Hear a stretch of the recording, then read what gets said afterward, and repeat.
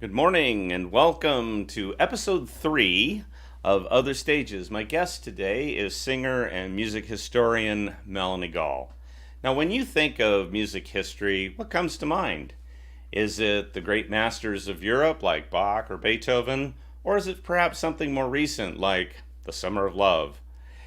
Please subscribe to my YouTube channel and be sure to like and comment on today's show. Melanie Gall has uncovered and created shows about some hidden corners of music history that I didn't even know existed. Music is such a vast topic, but most of us tend to find a couple of genres that we like and we kind of stay there. The internet is a bit of a double edged sword in this regard. On the one hand, everything is instantly available. On the other hand, we can quickly find exactly what we want at any moment. So, do we explore more widely or search more narrowly? My first piece of music today is one of my own, and it's called The Inescapable Past. Now, I don't want anybody to think that has any kind of negative connotation to it at all. I believe that my past, good and bad, has created who I am today, and this music is meant to be a musical description of what that's like. This is part of my ambient organ works. It relies on a number of different echo effects, and so you're going to see me reaching up to punch on the effects processors to make everything work. And then, of course, I also set up a big rhythmic pattern using my looper pedal. So please enjoy The Inescapable Past.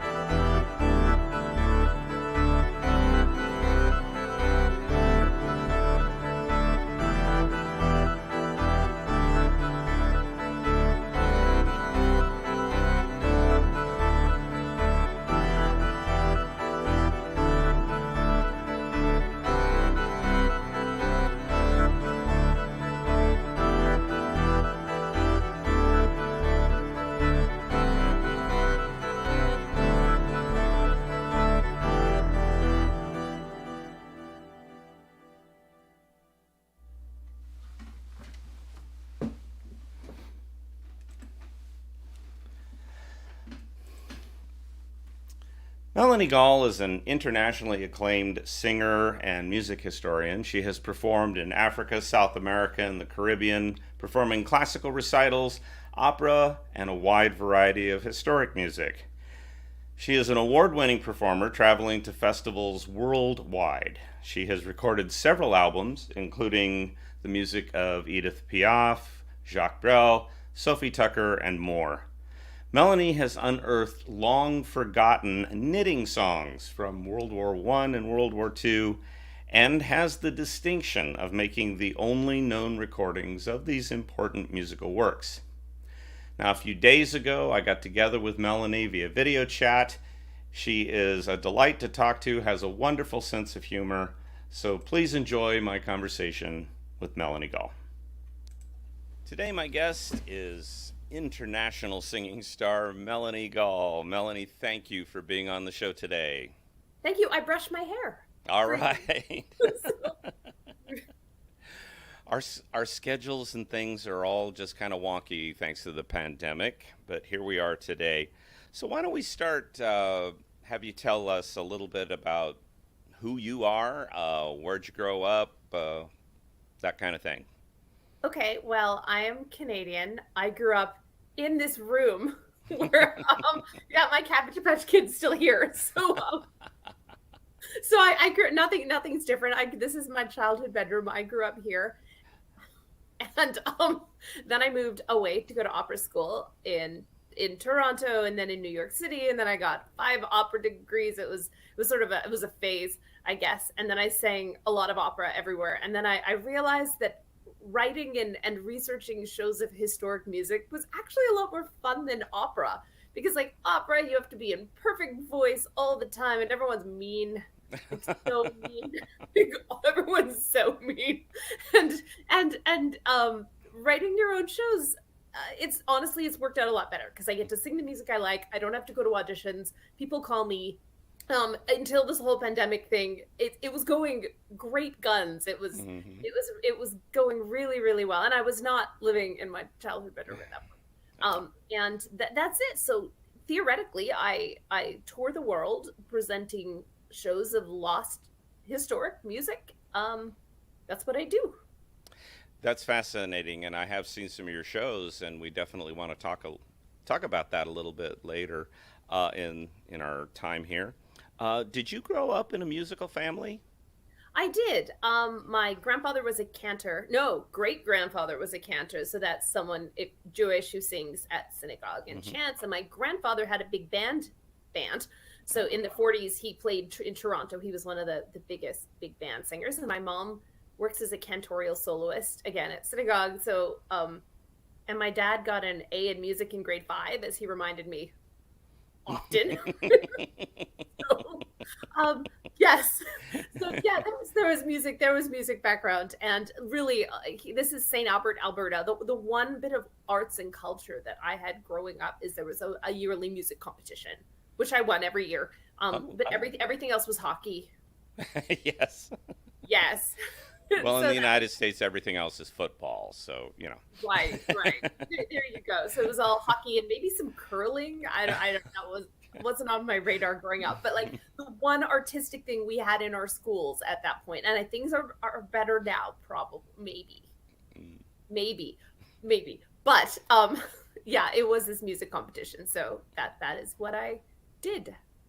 How soon did you start being a singer? Did you start out as a singer, or did you start out at piano, or what? Oh no, I'm awful at piano. That was supposed to be my pandemic skill, and it is not. It's not going super well. I have little fingers.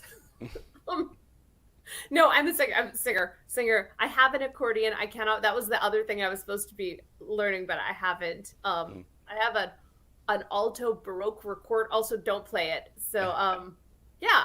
And a ukulele. Really, it's just singing. I just collect other instruments in the hopes that they'll sort of work out, and they don't do that ever.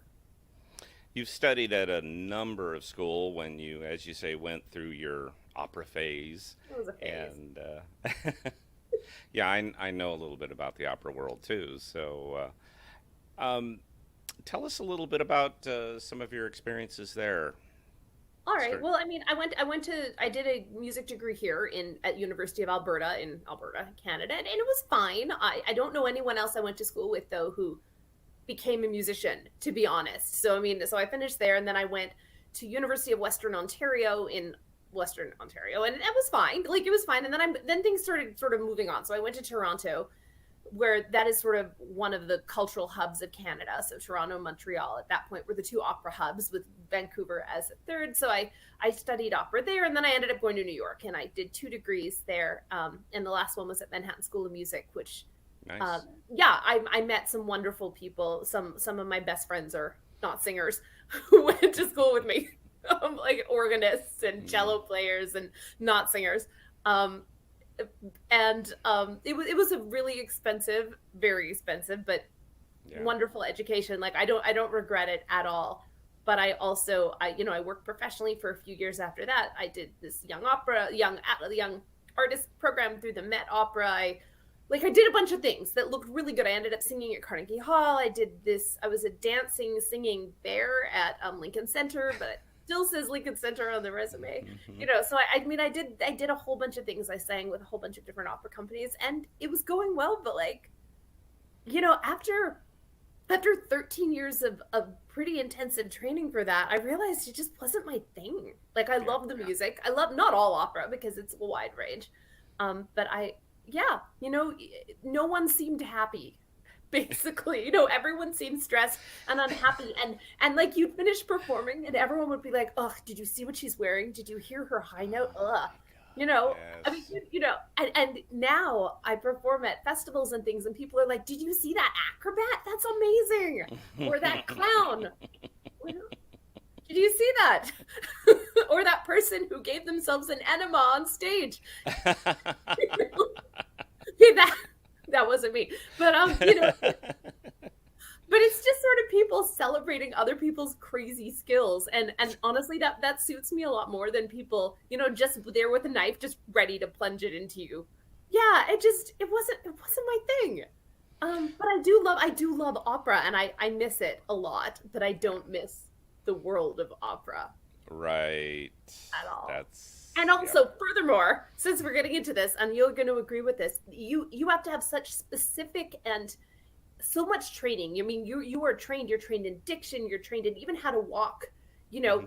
for the as a woman, and say in the 18th century, you walk a certain way. So you're trained in dancing and walking and diction and singing and they making things historically accurate. And yet, you have to be this like you have to have that much knowledge, and yet you have to put it all aside because some 20-year-old coach will say, well, actually, I want to have it this way, and you can't. So you Yeah. have to basically be a machine with all this knowledge, but they also want you to kind of be dumb, and that didn't sort of work so well with me. So yeah. Yeah. You don't strike me as the type that would take to that. not, not as much as I probably could. Plus, I'm not tall. I should have been like a little taller. Oh yeah. Everyone's always like, you have to be so thin, and I was like, seriously. Anyway, so yeah, that's not really what I do now. Although if someone would like to hire me for an opera, I would love to be in an opera. Oh yeah, me too. Yeah, for sure. But yeah, I don't wanna be behind the scenes too much. I notice that a lot of people just show up, do their thing, and get the heck out. Yeah, It's yeah. like, You don't go for drinks or for yeah, coffee. yeah. It's not No, that kind of crowd. no. And for me, like the worst was I was singing up near Vermont with an opera there, and we were doing Bizet's Pearl Fishers, which, by the way, is gorgeous. It's a gorgeous Hmm. piece of music. That's one of the greats. I love it. And they put all the female singers together in a cabin in the woods for 3 weeks. And they would pick us up for rehearsal and then like drop us off. So I lived 3 weeks in a cabin in the wood. It's a horror movie with opera singers. And that was when I was like, you know what? I think I'm done. I think I'm done. So That's yeah, like the worst summer camp scenario ever. there was one canoe, and I was like, get me in the canoe. I just have to get out of here. So yeah. You are very much a bit of a music historian, and that is partly how I've listed you on the promotional material for this show. And you've really taken to these knitting songs, which I think is absolutely amazing. So tell us how you got started on the whole knitting song thing and where you found this really interesting music. Well, my sister is a knitter. It's no secret. We've accepted this in the family. My mom crochets. My sister's a knitter, and I do knit also. But that this she started it. It's her fault. So she knits, and I think it was like 2009. She was so crazy about knitting. She was just crazy about it, and I thought, you know what? If anyone's this crazy about something, like maybe there's music about it. So who knows? And we actually started doing a knitting podcast then. And I thought, we need some music. So I started looking it up. I went to a few different historic libraries and different databases, and I found 100 historic knitting songs, mostly from the First and Second World War, but some from the late 19th century and one from the 17th century, Wow. written by Purcell, actually. Oh, wow. I don't know the date on that. I should know that. I'm a terrible knitting music historian. But yeah, so I found all these knitting songs and I managed to get some government grant money. Probably there was a knitter on the grant. I was like, maybe. And I recorded 2 CDs of these knitting songs, and for a lot of them they're the only recordings of these songs. And yeah, I wrote a couple shows, 2 shows actually, featuring the songs, which I toured for quite a while, and I still do sometimes tour them. Yeah, they're great. They're great songs. A lot of them quote their tongue. A lot of them are tongue in cheek, and they quote from other historic songs. So you Hmm. find little bits from other things. So the other ones are deadly serious about knitting for the soldiers, and Yeah. they're yeah. Some of them were written by the Tin Pan Alley greats, like who the Von Tilsers. I think each wrote one. I think Albert wrote one, and his brother wrote 2, and yeah, everyone in Tin Pan Alley seemed to have hit on this knitting song thing. And Wow. then even Glenn Miller wrote a knitting song later on. So And you are probably more of a knitting enthusiast than you admit to. I've seen you yeah, maybe. knitting away as we're talking at festivals and stuff. Yeah. Yeah, okay, no, that's true. It sort of comes and goes in phases. So right now there's it's a shawl. Okay, I've been working on a shawl, but I've been working on it for like God, it's like a year and a half now. Because it was sort of my airplane knitting. Partly because there's a lot of time on an airplane and people don't Sure. talk to you if they do sort of talk to you, but you can also just be like knitting. But also, living dangerously is, can I get those knitting needles on the airplane? And a lot of America says yes. A lot of places say no. So, Really? oh yeah, yeah. My sister's had her knitting needles taken away in South America on a stopover where she stayed past security in the airport. Like they took them away at the gate. Uh, I forget what country that was. It might have wasn't Brazil. It was one of them. And where was I? In Chad, in Africa. I had mine almost taken away, but instead they took away my hair straightener. I was like, I don't care, take it. Um, wow. so yeah, some places they're allowed, and a few places they're not. I believe in Edinburgh they're not, but in London they are. So again, it depends on your airport. You're allowed ice skates, um, carry on in a lot of places, but knitting needles not necessarily allowed. You mentioned that you tour a lot, you fly a lot, and I've always been curious. Are you self-managed? Do you have an agent that sets some of this stuff up? I have an agent in the UK, so Hmm. she has not only been so great about setting up gigs, but she's managed to all the gigs that got canceled last year. She moved to this year, and now she's moved to next year. Hmm. So she's wonderful. Also, I have a suitcase in her shed. I like I hope it's okay. Yeah, I was singing in Australia last January, and I had to send all these props for a show to England, but I was going to a bunch of other countries first, and I was like, I'll just ship my bag. I'll see it in 3 weeks. So it's there. Um, but yeah, and in Fantastic. Canada, I have an agent who sometimes gets me gigs, but that's more Hmm. of like for corporate things. I mean, I've been flown up to the north of Canada to do an opera show for children with mouse puppets Ah, at a hockey event. Um, okay. that went exactly like you'd guess. Like, it was so embarrassing, Oh but it no. was it paid well, and it was fine. It was the furthest north I've gotten to go in Canada, so Wow. that was pretty neat. So I mean, I have like I'm sort of like non-exclusive with various agents, and honestly, anyone who wants to give me a job, you can have 10%. Like get me a job and you can have some. But a lot of it I do myself. A lot of it are, I perform almost every year at Edinburgh at their Fringe Festival there, and all the bookers from Europe come to book their acts there. So a lot of what I get booked is through that festival or through the festival in Adelaide. And some of it is just me basically cold writing people saying, "Hey, I'm great and easy. Come hire me." So, and it works. Sometimes it works, guys. So, if it doesn't 80% of the time, it will some percent of the time.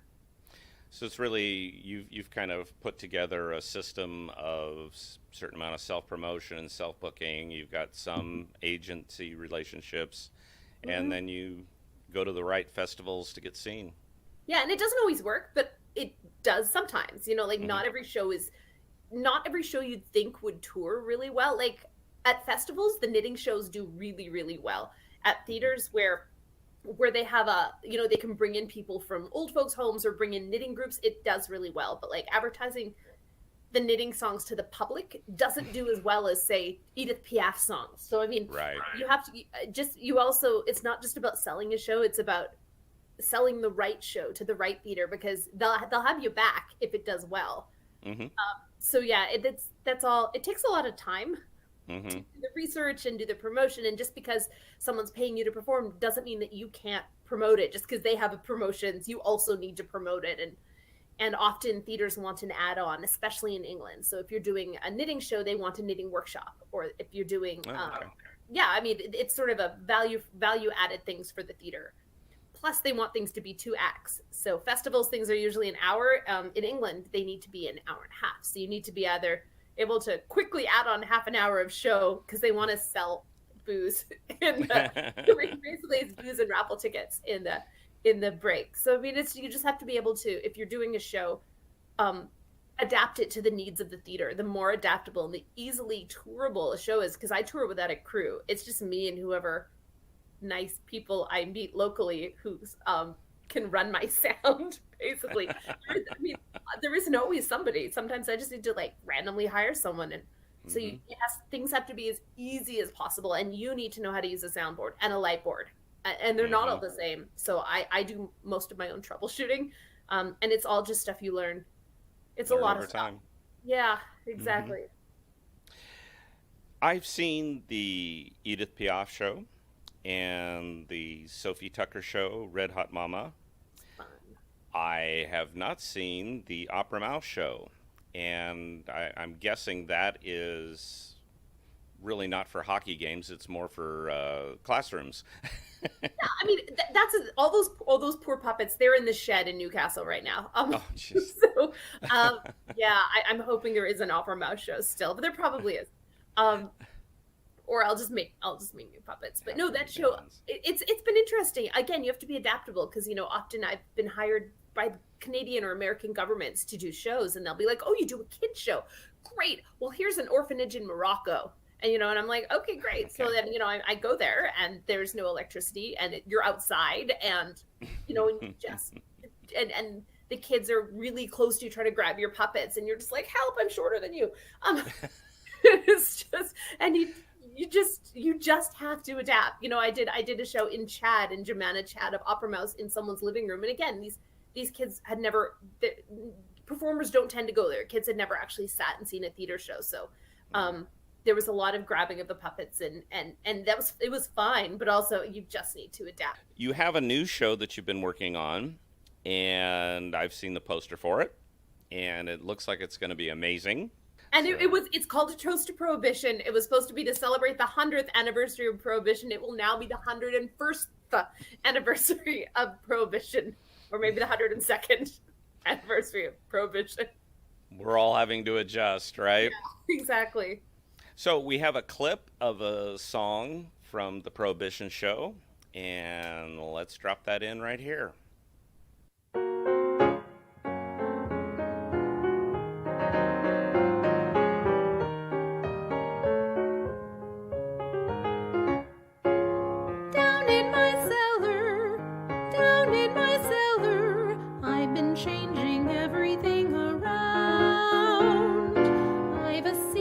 Hidden there, I'll guard it with my life. There's only one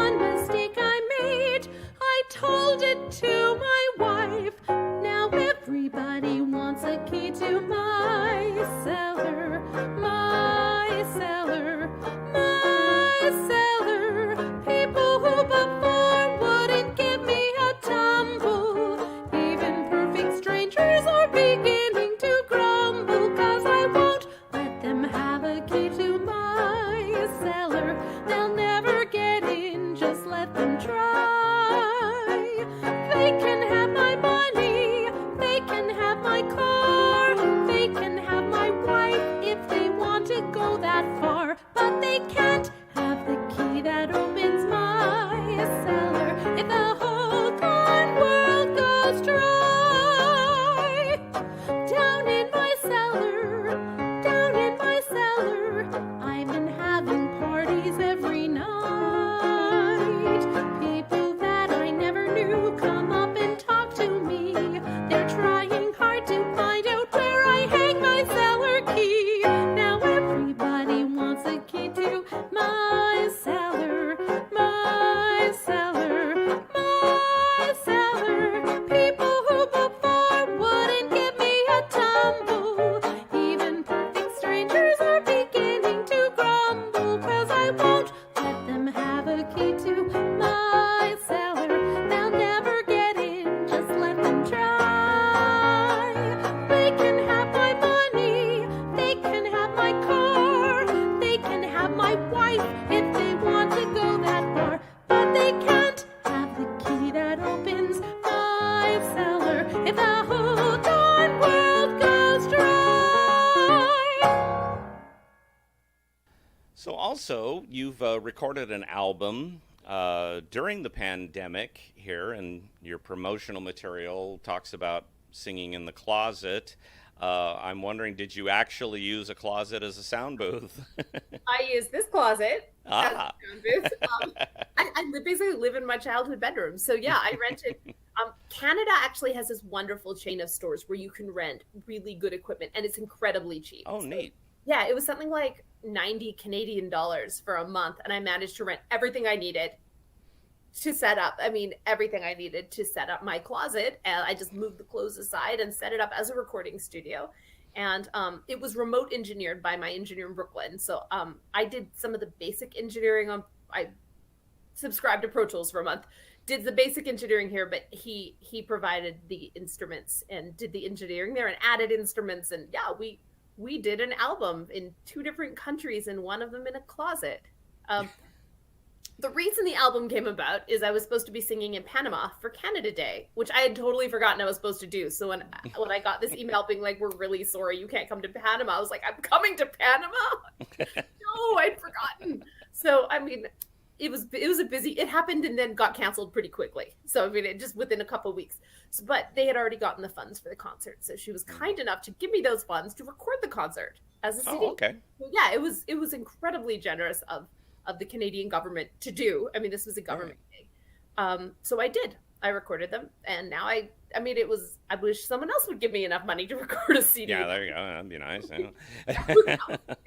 It was like a gift. It was a gift. That was, I mean, I would have preferred to go to Panama, but this way I didn't have to deal with like weighing my bag at the airport or putting on pants. You know.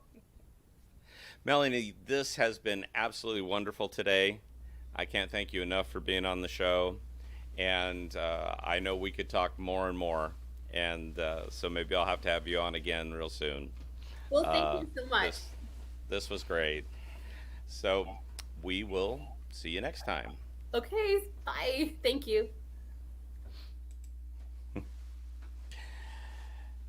So as always, I've left a couple of links in the show description where you can find out more about Melanie Gall. Go over to her website. You can see all the various albums that she's recorded, and including the knitting songs, which are quite fun.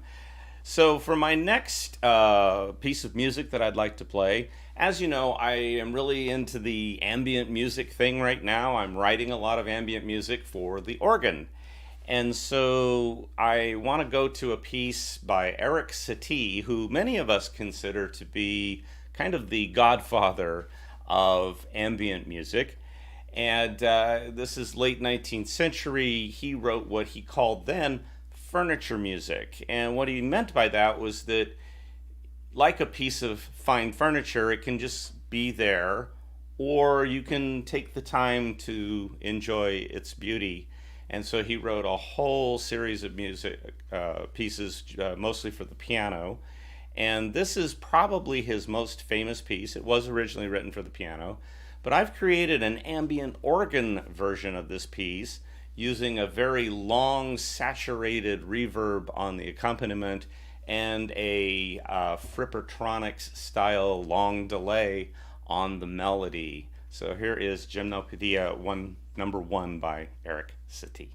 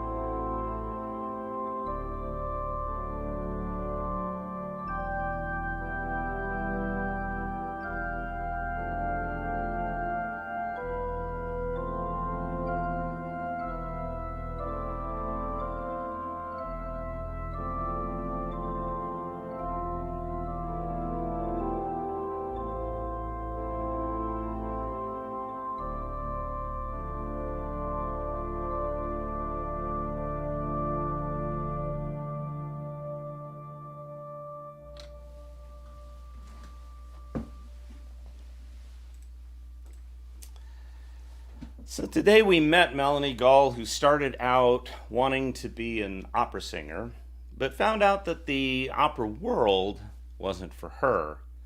Now she could have just given up and gone out and gotten one of those real jobs. But instead, she created a custom life. When I grew up, my family instilled in me that life was all about these very specific choices. And when I was a kid, of course, I frequently got the big question. Son, what do you want to be when you grow up? Ooh, I want to be an astronaut. And then, of course, a few days later, son, what do you want to be when you grow up? Ooh, I want to be an explosive demolition contractor. That what do you want to be question evolved over time. First it was, well, what do you want to be? Then when I was a teenager, it became, what are you going to do? And then when I was an adult, it became, what are you doing?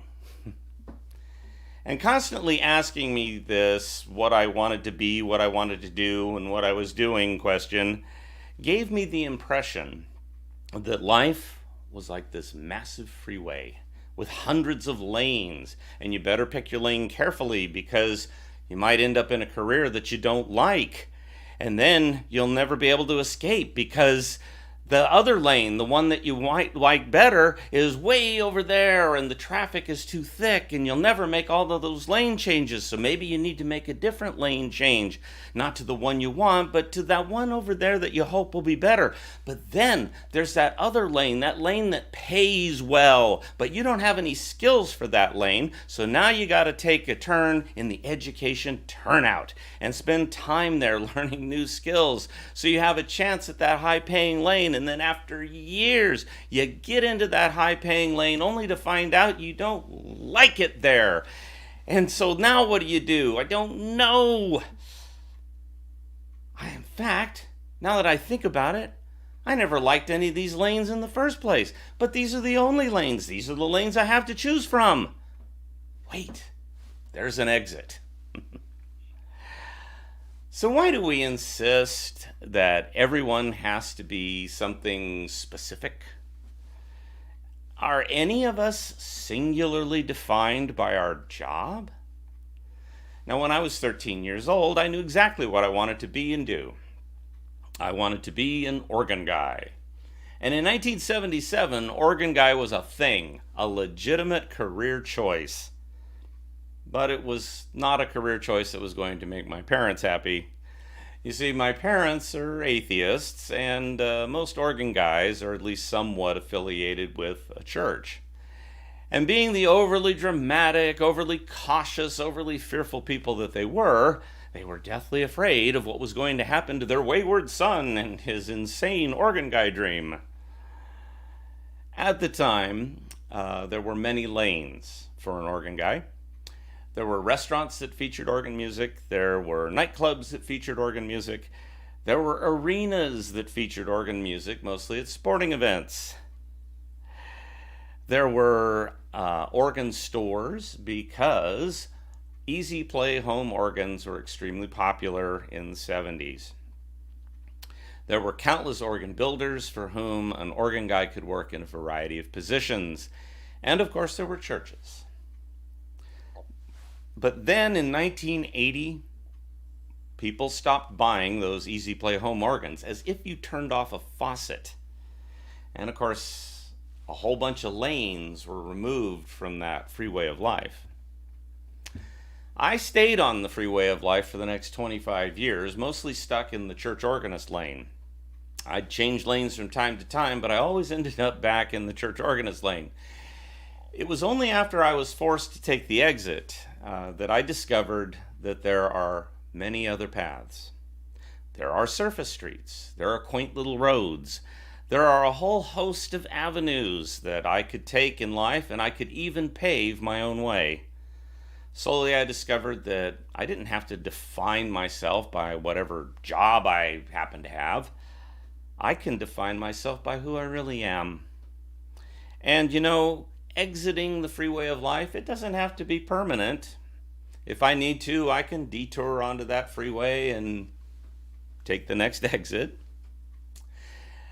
I met our guest Melanie Gall several years ago at a festival, and I was very impressed by how she had created a custom life. At the time, I had a few shows under my belt, but I was struggling to find new ideas and new elements to add to my shows in an effort to create my own unique voice. And that's the real beauty of the festival circuit. I got to meet other performers and watch their shows and pick their brains. That year, Melanie did a beautiful show in which she told the story of Edith Piaf and sang some of Edith's songs. The lovely way in which the stories and songs were weaved together were one of the influences that led to my most successful show. For most of my life, I thought that I had to make choices that were this or that. I had to choose a singular recognized job and stick with it. And even when I started taking my entertainment career more seriously, I still struggled to define what I was. I have come to realize that all of life's choices, it's not about what we are, it's about who we are. So, enough with all these rigid labels.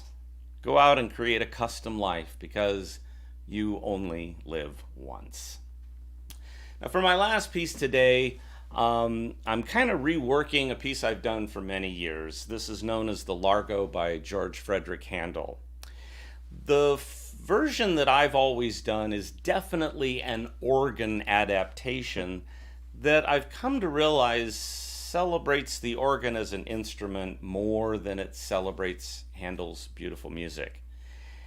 So I went back to Handel's original. It's originally an aria from one of his operas in which our hero, which would have been sung by a castrati, and that's exactly what you think it is, finds a tree under which he can rest. And he sings this beautiful song about how thankful he is for that tree.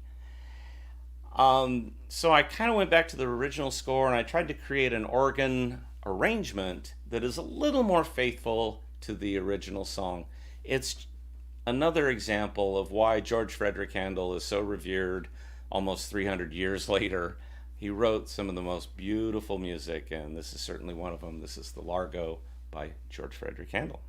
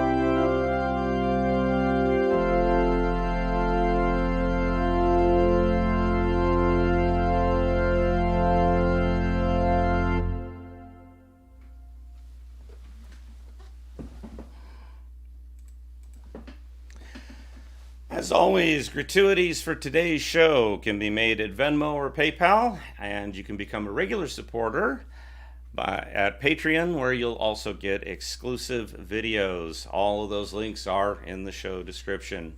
Thank you for tuning in today. Next week, my guest will be the very funny writer-performer Kurt Fitzpatrick.